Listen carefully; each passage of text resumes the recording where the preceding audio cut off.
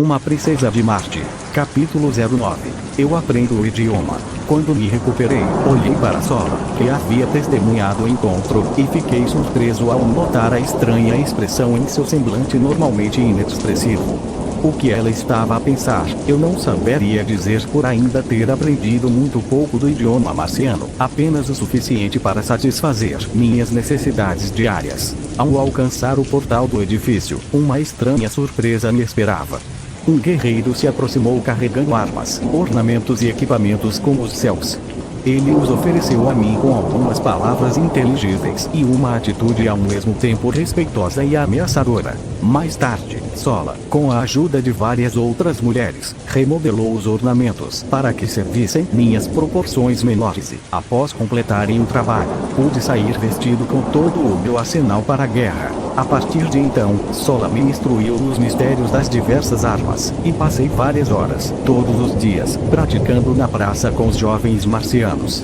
Eu ainda não era proficiente em todas elas, mas minha grande familiaridade com as armas da Terra tornou-me um pupilo mais apto que o comum, progredindo de uma maneira muito satisfatória. Meu treinamento e o dos jovens marcianos era conduzido exclusivamente pelas mulheres, que não apenas cuidavam da educação das artes da defesa e do ataque pessoais, mas também eram responsáveis pelo artesanato, que produz todos os artigos manufaturados usados pelos marcianos verdes. Elas fazem pólvora, os cartuchos, as armas de fogo. Na verdade, tudo que carrega algum valor é produzido pelas fêmeas. Nos tempos de guerra, elas formam parte da reserva e, quando a necessidade aparece, lutam com inteligência e ferocidade até superior às dos homens. Os homens são treinados nos ramos mais altos da arte da guerra, em estratégia e manobras de grandes números de tropas. Eles fazem leis quando necessárias, uma nova a cada emergência. Eles são livres de precedentes para a aplicação da justiça. Costumes tornaram-se tradições após eras de repetições, mas a punição por ignorar um costume é motivo de tratamento diferenciado pelo júri formado pelos pares do acusado, e devo dizer que a justiça raramente erra o alvo, mas parece reger em razão inversa perante a ascensão da lei. Pelo menos em um aspecto os marcianos são o povo mais feliz. Eles não têm advogados. Não vi a prisioneira novamente por vários dias após nosso primeiro encontro, até avistá-la de relance enquanto era conduzida para a grande câmara de audiências na qual eu havia tido minha primeira entrevista com Lord Quasptomel. Não pude deixar de notar a grosseria e a brutalidade desnecessária com que suas guardas a tratavam, tão diferente da bondade quase maternal que Sola demonstrou por mim, e a atitude respeitosa dos poucos marcianos verdes que se importaram em notar minha existência. Percebi nas duas ocasiões em que a havia visto que a prisioneira trocava palavras com suas guardas, e isso me convenceu de que elas conversavam, ou pelo menos conseguiam, se fazer entender por alguma linguagem em comum. Com esse incentivo extra, enlouqueci Sola com meus pedidos para que apressasse minha educação. Em questão de dias, eu havia dominado o idioma marciano suficientemente bem a ponto de manter uma conversa aceitável e de compreender completamente quase tudo o que ouvia. Nesse período, nossos dormitórios foram ocupados por 3 ou 4 fêmeas e um casal de jovens recentemente saídos do ovo, além de Sola e seu jovem protegido, eu e Vola, o cão. Após terem se recolhido para a noite, era costume dos adultos levar uma conversa descontraída antes de caírem no sono, e agora que eu podia entender sua língua, era sempre um afiado ouvinte, embora nunca proferisse minhas próprias observações. Na noite seguinte à visita da prisioneira à câmara de audiência, a conversação finalmente recaiu sobre esse assunto. Na hora, fiquei todo ouvidos. Eu temia perguntar a Sola sobre a bela cativa, pois não podia me furtar a memória da estranha expressão que notei em seu rosto quando de meu primeiro encontro com ela.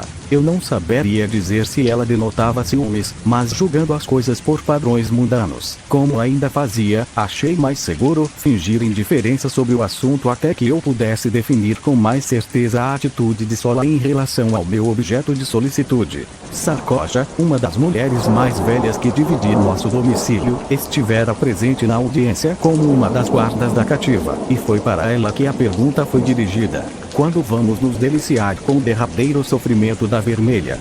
Perguntou uma das mulheres.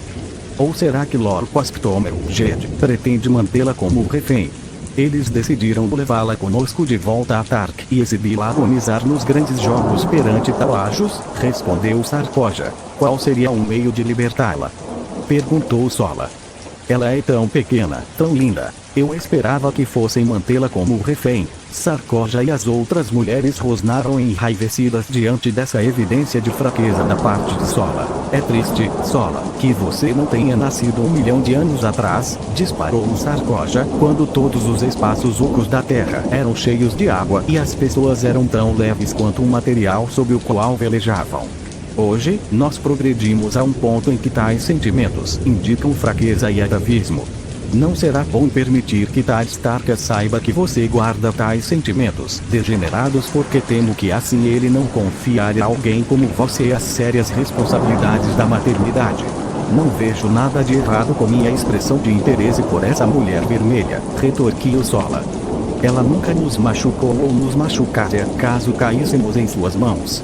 São somente os homens de sua espécie que guerreiam conosco, e sempre achei que essa atitude deles nada mais era do que o reflexo das nossas para com eles. Eles vivem em paz com todos os seus, exceto quando recai sobre eles o dever da guerra, enquanto não estamos em paz com ninguém. Guerreando infinitamente entre nossa própria espécie, assim como com os homens vermelhos. Mesmo em nossas comunidades, os indivíduos lutam entre si. Vivemos um período contínuo de terrível carnificina desde o momento em que quebramos a casca até abraçarmos alegremente o seio do rio do mistério, o escuro e ancestral, que nos leva a uma existência desconhecida, mas não mais esta, assustadora e terrível. Bem-aventurado é aquele que encontra seu fim na morte precoce. Diga o que quiser a Tarkas, pois não poderá me dar pior destino do que a continuação da abominável existência que somos forçados a ter nesta vida. A repentina explosão por parte de Sola surpreendeu e chocou bastante as outras mulheres. Tanto que, após algumas poucas palavras de censura geral, elas se silenciaram e logo estavam adormecidas. Se o episódio havia servido para alguma coisa, no mínimo me assegurou da simpatia de Sola para com a pobre garota, além de me convencer de que eu havia sido extremamente afortunado ao cair em suas mãos, e não nas das outras fêmeas. Eu sabia que Sola se afeiçoara a mim, e agora que havia descoberto sua aversão à crueldade e à barbárie, estava confiante de que podia contar com sua ajuda para que eu e a cativa escapássemos, caso tal possibilidade estivesse ao seu alcance. Eu sequer sabia que havia um lugar melhor para o qual escapar, mas estava disposto a arriscar minhas chances entre pessoas com formas mais parecidas com as minhas do que continuar mais tempo entre os repugnantes e sanguinários homens verdes de Marte. Mas para onde ou como ir era uma incógnita para mim, assim como a antiga busca pela fonte da vida eterna o era para os terráqueos desde a aurora do tempo. Decidi que na primeira oportunidade eu confidenciaria meus planos a Sola e pediria abertamente que me ajudasse.